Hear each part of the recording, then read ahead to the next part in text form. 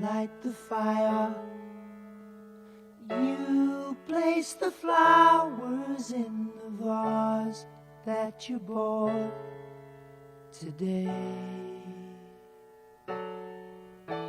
Staring at the fire for hours and hours while I listen to you play your love songs all night long. For me, only for me.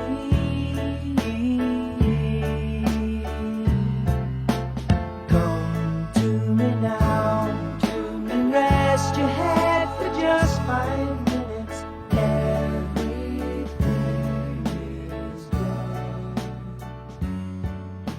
Such a cozy. Frank is going to read the obituary that we wrote for Darryl. Frank's as my mom would say, my brother-in-law. Okay. My son-in-law. Yes. Yeah, my son-in-law. Darryl tells obituary.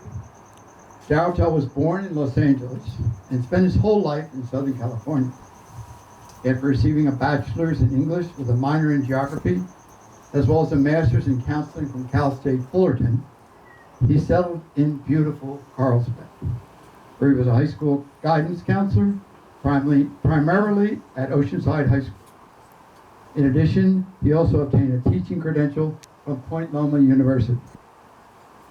A Carlsbad youth soccer coach, Boy Scout volunteer, CHS band booster, and arts associate member, he was very engaged in his community and actively involved in politics, both locally and globally, always standing up for justice. And we all know that about Darryl, and many of you here. Poetry and travel and food were lifelong passions for him, and we had some lovely food here today. He was always open to discovering new words and worlds and flavors wherever life took him. From the icebergs of Antarctica to the bakeries of Tallinn, Estonia. His array of interests varied from the films and art and irreverent humor. Just let that sit. To his cats, 11 of them during his married life, and his many backyard fruit trees and barbecuing delicious meats for family and friends. You can all remember times with that barbecue there. But it was baseball that often took priority. From growing up rooting for the Dodgers to becoming a die-hard San Diego Padres fan as an adult. And I was with him at some of the games in the new stadium. Darryl was also an American dad to 2 international students, as mentioned earlier, who lived with the family for extended periods. He is survived by his lovely wife, Kathy, and his children, Jacob and Sarah, along with countless family and friends who are here today. And I think Kathy said I could add 2 words. As many words as you want. Okay. Well, I mean, you said it here, but there's his irreverent humor was really fun. But it's just his way of just saying things and being with you. And I don't, when we're looking at some of the pictures I saw, I don't know if anybody laughed, 2 people laughed together as much as Darryl and I. Maybe we were laughing at our relatives, our in-laws, some of you are here today, or we're laughing at ourselves. But we certainly smiled a lot. And I think, just to put a period to the sentence, as someone who's had losses in their life, from Danny Boy to recent losses over the years of many brothers and sisters, you have to, in the sadness of losing someone, you have to smile and remember the joy and life that lives on through them and through all the years and memories you've had. And this just touches on some of them, and now we'll have the sharing from the family and friends who are going to add to the wonderful story of Darryl. Hip, hip, hooray, Darryl. I wrote this at 1:30 a.m. last night, because I didn't want to prepare, but I'm going to read something, and I hope it does even a tiny bit of justice for the greatest loss of my life. Okay, thank you all for being here. As optimistically as I operate, it's critical to acknowledge the range of one's emotions. So to start, I'll say that it sucks that my dad was diagnosed with a super rare blood cancer. It sucks that my dad suffered. It sucks that he didn't live longer, as he told my mom several times he wasn't ready to go. It sucks that he's gone, I miss him. It sucks that many of you didn't have an opportunity to see him recently or say goodbye, maybe because of the pandemic, or maybe because of distance, or my dad's wishes to be private about his health kept a sense of urgency from seeping into your psyches like it did the Tell family. Many of you didn't even know he was sick until all of it had already happened. Part of the human condition, not forecasting our futures. But my gratitude, however, runs much deeper than all of that. It's recently come with ease for me to draw upon silver linings. I mean, look at all of you carving out precious springtime, traveling across time zones, several of you from different continents, all to be here to celebrate Darryl Tell. So it has become natural for me to draw upon these silver linings. Silver linings like having time in his final months to peer into his upbringing and gain understanding of how being other or being outsider could mold his cynical worldview, his appreciation for diversity, his questioning of authority, and his quest for justice. Silver linings like being with my mom, focused solely on her now, planning with her and Sarah for our futures. Hell, even doing taxes together gave us a sense of accomplishment that would bring my dad's mind ease. Silver linings like hearing stories from strangers or faint acquaintances about the great impact my dad provided them throughout their lives. Stories about the time that he went to bat for them, protected them, educated them, or really heard them. Darryl Tell shared moments that genuinely mattered to so many. Something I firmly understand, and yet I'm just beginning to understand. Silver linings like reconnecting with childhood friends and learning my dad meant something deeper to them than being merely their buddy's parent. Then recalling fading stories or finding old photographs or VHS tapes and retelling his countless retold bad dad jokes. Silver linings like experiencing palpable moments of sadness and grief with Carrie, which have created profound understanding for each other's losses and love. Silver linings like recognizing what my dad had meant to me at various stages of my life. For example, that he's been my source of yes and energy, encouraging my varied entrepreneurial ventures and stoking my wild experiments throughout life. And perhaps the greatest silver lining recognized yet is the lessons shared directly from my dad for all of us, to make the most of the moments that we're gifted. He told me several times in his final months, do not wait, travel and explore, experience the world, find new foods and cultures, spend time with people you love, spend money on life's experiences rather than saving it for material assets. Or as I recently and often enjoy saying, do all the things. Upon his passing, this new perspective feels very light on my heart. Appreciation for the moment, actively listening to self, the world, and others, being present, seeking wholeness, taking life by the smooth handle, not taking for granted our time with one another. It really is life to do all the things, part of the human condition, living in the moment. Thank you for all for being here to celebrate Darryl Tell, and finally, I want to briefly share words that I wrote moments after his passing, February 13th, earlier this year. Thank you, Dad. You inspired, taught, questioned, challenged, illustrated. You gave unconditional love, humor, interest, insight, understanding. You are wise, sincere, brilliant, hilarious, and infinite. I'll forever carry your spirit and continue to make you proud.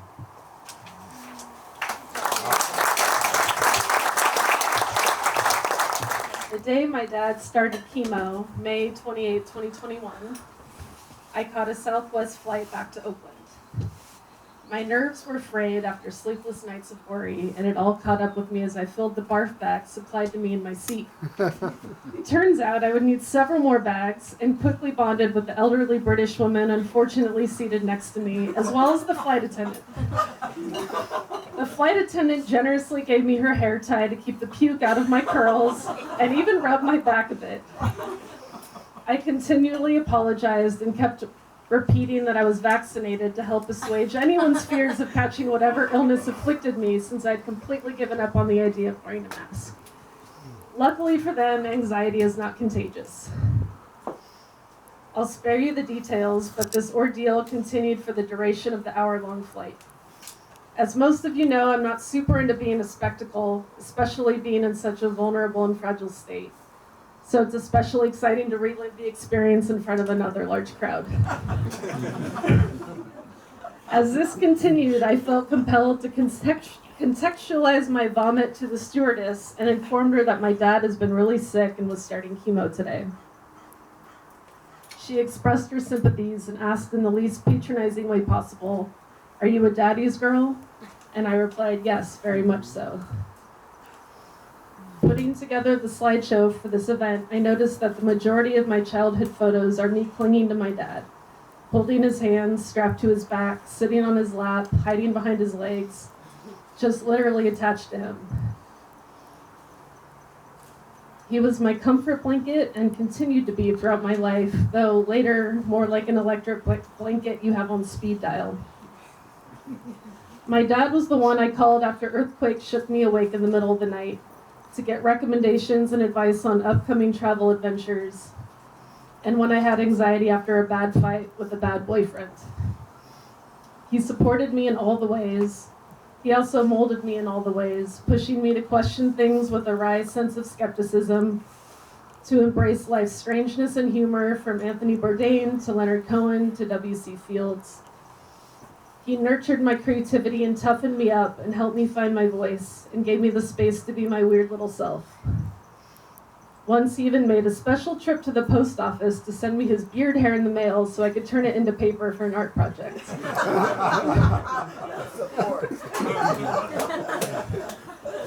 The prospect of losing him was overwhelming and destabilizing. I remember saying that I don't know what life will look like without him, but this is it. The loss and the love are clanking around inside of me as I push through. There is a very large Darryl Tell-shaped hole in my life now, but his lessons and his love and his bad jokes are still with me as I navigate this next phase of my life. And to close this out, I have a favor to ask of all of you. The next time you open a fortune cookie, I want you to convince the person you're with that the fortune says, "Help, I'm being held prisoner in a Chinese fortune cookie factory." I don't know who George Sarberg is, but thank you for writing this, George. I'll try to read it in your voice. It's entitled, "One of Baseball's Greatest Fans."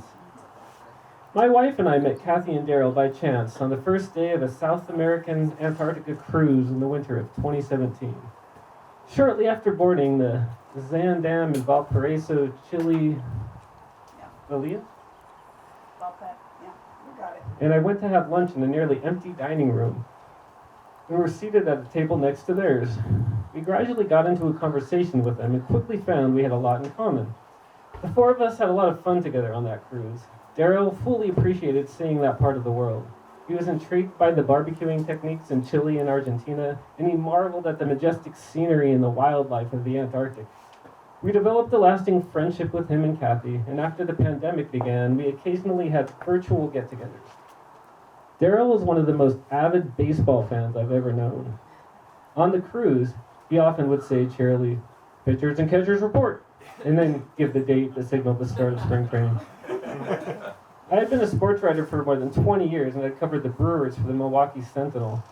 I had grown up in the Chicago area, and I'm one of the few people who roots for the Cubs and the White Sox. I love discussing baseball with Darryl. I shared some of my experiences, including from my days as a terrible player in a youth league, my years in the newspaper business, and my decades as a fan. In the past year, I sent him a lot of emails and texts with humorous anecdotes and jokes, most of which involved baseball. In one of my emails, I told him about going to a Cubs game at Wrigley Field with my dad in 1959. I was 9 years old. We had the thrill of seeing Ernie Banks hit a grand slam home run off the Milwaukee Braves' Warren Spahn that day. We also saw Hank Aaron hit 2 solo homers, and the Cubs lost 11-4. All 3 of those players are in the Hall of Fame. As a fan of both Chicago Major League Ball clubs, I could easily relate to Darryl's frustration with the Padres last season. All seasons. Just last season. Darryl was such a great, kind person. He was a poet and had many other talents and interests. Conversations with him were enjoyable and enlightening. Leah and I were privileged to have traveled with him and Kathy on that cruise. Our thoughts are with your entire family. We miss Darryl and will always think of him often. I do, every time I watch a baseball game. So Maggie is Sarah's college friend, and she's going to read an email from my college roommate that we're going to come but couldn't make. Hi. Yeah, I'm Maggie, Sarah's college friend. Kathy just explained that. So it's my honor to read this letter from Ellen Rose Lehman Beeler, a close friend of Kathy since college. I met Kathy the first week at Cal State Fullerton. She and Sandy were roommates in a large dorm suite. I had nothing in common with my roommates, who were mostly never around, so I started spending a lot of nights with them as we hit it off, and it turned out Kathy and I became lifelong friends. After Kathy met Darryl, I think it was an encounter group. Glad you got to meet my parents. Such a long time ago, I met him and was immediately struck by his ironic sense of humor, at the same time warmth and loyalty once we accepted each other and established friendship. I loved his tallness and Jufro-like hair. I loved his laugh. Jufro. Kathy moved in with Darryl, and then they married, eventually moving to Carlsbad for their careers. I remember visiting them often as I made my way from sophomore to graduation from Cal State University Fullerton. I spent many weekends and holidays with them, living it up at Kathy's family cabin at Lake Arrowhead. I also remember one Christmas in Carlsbad where it was 95 degrees, which blew me away. I also remember their dog Shiksa, which was typical of Darryl's sense of humor.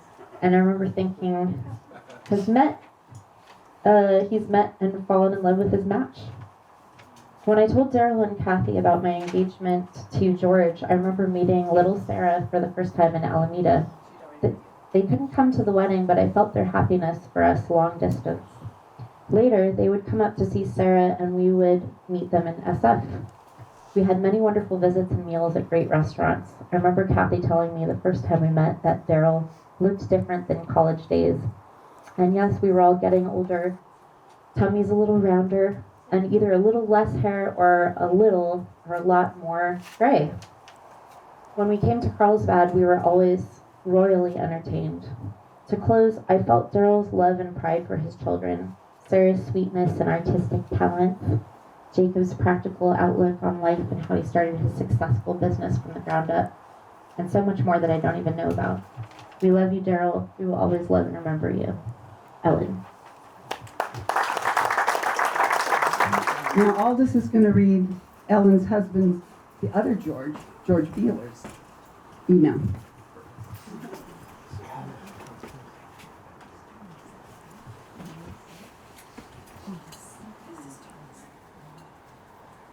So it starts, Dear Kathy, we are so sad that we will not be with you for the celebration of Darryl's life. Hoping this short memory will be useful for any part of it you choose to use. We are keeping you and Darryl in our thoughts and prayers. George. This is a memory of Darryl for his celebration of life. Spending time with Darryl was always interesting, usually fun, and sometimes an unexpected adventure. One time while visiting, Darryl and Kathy were brainstorming with us about what local attractions we would like to visit. I mentioned the Salk Institute that I've always wanted to witness in person for decades. For any that do not know about the Salk Institute, the website says, and I quote, in 1957, Jonas Salk, developer of the first safe and effective polio vaccine, began his quest to fulfill his second dream: create a collaborative environment where researchers could explore the basic principles of life and contemplate the wider implications of their discoveries for the future of humanity. Salt partnered with architect Louis Kahn to design such a research center. He summarized his aesthetic objectives by telling Kahn to, and I quote, "create a facility worthy of a visit by Picasso." And I can attest, it's my favorite building. Reservations are required months in advance, but Darryl was undaunted. The guard at the entrance booth said, "No visitors today. We are having a staff celebration," pointing to tents set up on the grounds. Darryl again was undaunted and said, "My architect friend has traveled from San Francisco, so may we just walk around the outside?" Not only did the guard let us in, but called a facility engineer who gave us a grand tour that included typically off-limit areas of the laboratory. On another adventure a few years later, I think in 2011, Darryl was finding the secret location of the research and development facility for Aptera Motors, aiming to be the world's most efficient vehicle for material and energy use. My yearning was intense to meet the inventors and see the prototype. When Darryl drove us up to the building, there was a small Aptera logo and a sign saying "No visitors." That did not keep us from peeking into the window. A big dog came barreling out the door, chased by co-founder Chris Anthony, who explained that the dog is friendly. After a few gushing words from me about my excitement about Aptera, Chris said if I put my camera away, he would show us the prototype. Darryl made possible two of the most exciting days of my life, and I feel very fortunate for the many good times Ellen and I spent with Darryl and Kathy.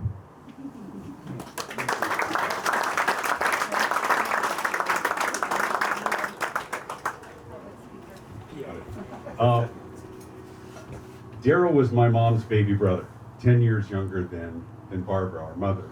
And in many ways, he was my biggest brother. And I loved him. And I was crazy. I mean, I remember I was talking to Sarah recently, and she was asking about her dad in his early 20s and teens. And I said he was awesome. He was like big Jufro, hilarious, crazy uncle, hippie. As my mom was trying to be responsible, raising her voice, he's the one who would try to go do this to your mom. It's like, please, Darryl, please. And he was just a crazy kid, and he was one of my favorite people in the world. And a developing relationship as we got older was one of the great joys of my life. And so, just very quickly, as Sarah was asking me to get pictures together for this event, I went through, I don't know how long we had email, 12, 13 years worth of emails, and literally like dozens, if not hundreds, of messages back and forth of just jokes and funny things and things to share. And there's one that I just want to share real quick and I'm done.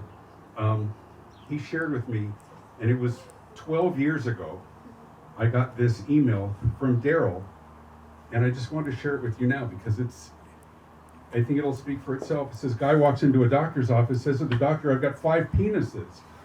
The doctor says, "That's amazing. How do your pants fit?" He says, "Like a glove."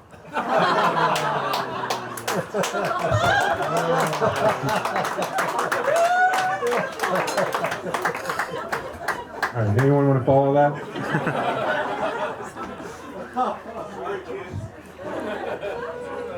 Joey! Anyone else? Anyone? Joey! Kim? Kim just rescued you, Joey. Relax though, Joey. Okay. What's your plan? No, I didn't plan. I'm going to read something I wrote for Darryl's 70th birthday since I think it's appropriate here today. So it's a little poem because we all know that Darryl is a poet. So I wrote, this is the Darryl Tell 70th birthday poem. To Uncle Darryl on your 70th birthday. Let's start with a drum roll for one of the coolest uncles I know.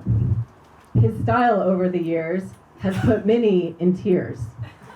From his white man afro to his corduroy shorts, the OP ones, short shorts. Even with legs like those, he is the king of retorts. At pool parties and barbecues, Darryl is always there to shoot to shoot the poo, all while whipping up some delicious food too. And if talking politics is your jam, then Darryl is your man. Just be careful if you want to open up that can. But sleepover at the Tells takes all the cake. Late night watching, all the greats. Leno, Letterman, Conan, and the Jimmies. And if it's Saturday, SNL is a gimme. Mornings with bagels and lox and homemade plum jelly. Darryl is the perfect amount of serious and silly. His smile and laugh are contagious, and his stories are outrageous. Uncle Darryl, these are the things about you that I hold close to my heart. These, and of course, Santa Fart. I love you, Kim.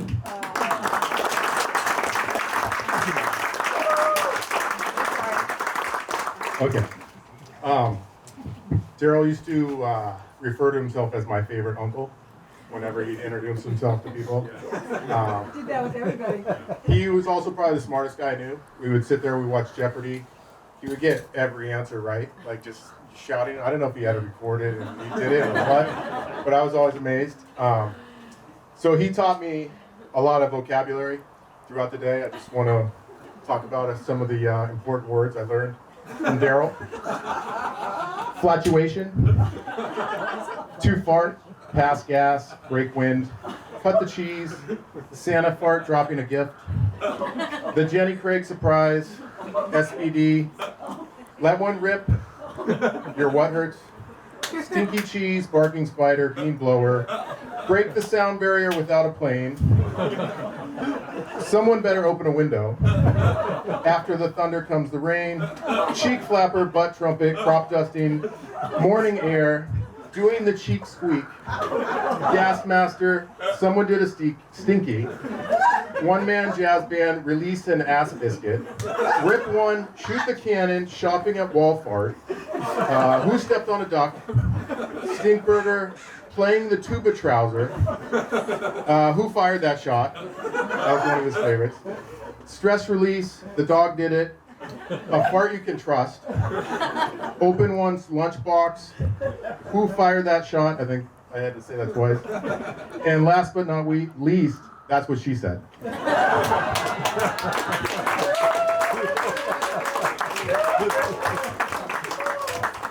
All right, no one's gonna follow that. That was perfect. Okay, last opportunity to try to trump Joey Baker from Massachusetts. Going once. Yeah. I too had a chain of emails that goes back years and years with Darryl, and he mostly would kind of win. Sometimes they'd be multi-part ones, you know. And there was one that came to mind last night that I was telling these guys about, and it was my favorite one, and I'll tell you why by the end of it. Darryl would always tell me about this one movie, and I forget the name. Kathy, you might remember. I think It's a trip to Italy. No. On the Road, maybe. On- Road trip. Road Trip. Road It's Trip. called Road Trip. This movie is called Road Trip. He'd always tell me about it, and it was just two guys in a car talking, and I would always. Coogan. Steve Coogan was one of the guys, and I'd always say, sounds kind of boring, you know, and I liked both the actors. I was just, you know, pulling his chain, and so he'd always tell me about it multiple times. And then so one time he asked me, you see that movie yet? And I said, no, and I said, what was the name again? And he sent it to me, and I forget, I think he sent me, he put it on Apple or whatever, iTunes, and he sent it to me. He didn't realize he grabbed the wrong movie, and he sent me a porno called Road Trip. And I clicked on it, and I was like, this is too good. I can't believe he did this. I knew he had no idea he sent me the wrong thing. So I get on there, and I type him the long thing back, and I say, I don't know, the plot was a little thin, and I felt like they were overacting a little bit. And he goes back, and he's like, what are you talking about? It was two guys, this conversation in the car the whole time. What do you mean overacting? And I'm like, no, it seemed a little more than that. You better check out the clip you sent me. And we didn't talk about it for a long time, and then when we finally saw each other in person, he just looked at me and said, touche. Is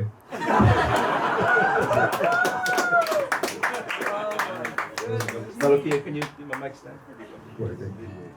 I'm going to share a song called Home. It's about gardening, since Darryl loved gardening so much. And I loved his poetry. He actually was really inspiring to me. From a young age, first time I met Darryl, I was probably 19. So I learned so much about fathering from Darryl. I learned that you could have fun and humor with your family, and you could sit around and you could not only teach your kids things, you'd learn a lot from them. I saw how much respect he had for his children, and I loved his way of fathering. So anyways, I try to take that. We love this home. We love always coming here, so thanks for always having us, and it's a happy home. So this is a song called Home for you guys.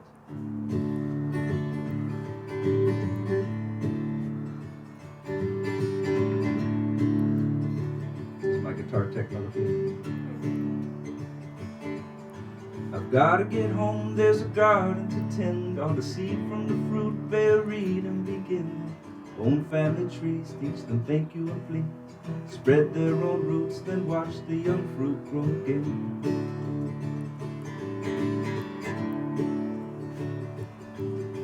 Well, I can't believe that my lime tree is dead.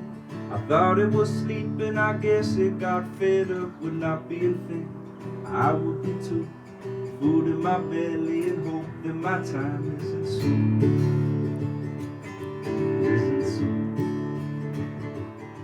So I try to understand what I can hold in my hand, and whatever I find, I'll find my way back to you. And if you could try to find it too, 'cause this place is overgrown, a waxing moon. Home is wherever we are, if there's love here too.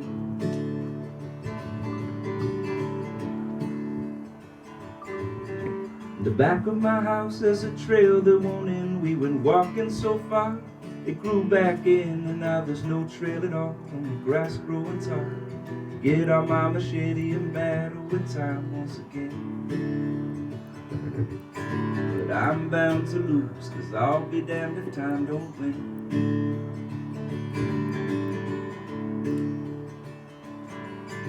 I've gotta get home, there's a garden to tend. All the fruit on the ground, the birds have all moved back into my attic.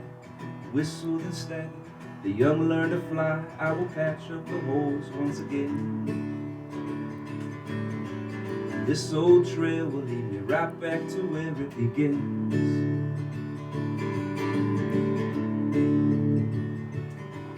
So I try to understand what I can hold in my hand, and whatever I find, I'll find my way back to you. And if you could try to find it too, 'cause this place is overgrown, a waxing moon. Home is wherever we are, if there's love here too. Well, home is wherever we are, if there's love here too. Well, home is wherever we are, if there's love here too. Yeah. All right.